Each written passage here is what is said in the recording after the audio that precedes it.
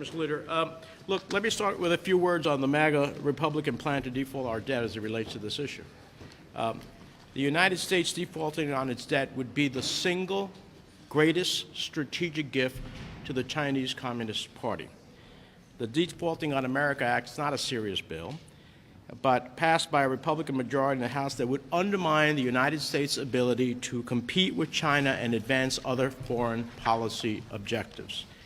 We've made critical gains to ensure that the United States is once again at the forefront of confronting global challenges. But those hard-fought gains would be lost under the McCarthy bill, which would be the lowest funding level for U.S. diplomatic and development efforts in more than a decade and a half, gutting American global leadership. There's been never more critical time to fund our foreign policy budget. And the Chinese Communist Party has dramatically expanded its diplomatic footprint across the globe. They have more diplomatic posts around the world than any other country, including the United States.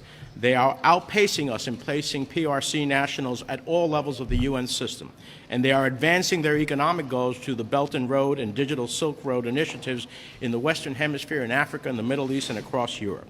So the impact of these budget cuts would be devastating and antithetical to everything that we're trying to do here. Let me briefly say what we need to stand up to Xi Jinping and the Chinese Communist Party is to fund fully and engage our State Department. We need to be robustly abroad in the world.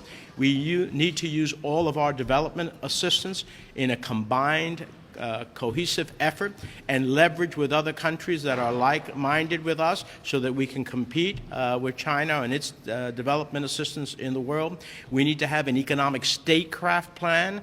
Part of our diplomacy has never been about economic statecraft. We need to do that. And lastly, we need to robustly lead what sets the standards in the world. These international institutions that ultimately set up standards in the world, we need to lead there and have allies who will follow us in order to set the standards that the United States will be able to excel in. These are all elements of what we see from a Senate Foreign Relations Committee effort. I've talked to Senator Risch.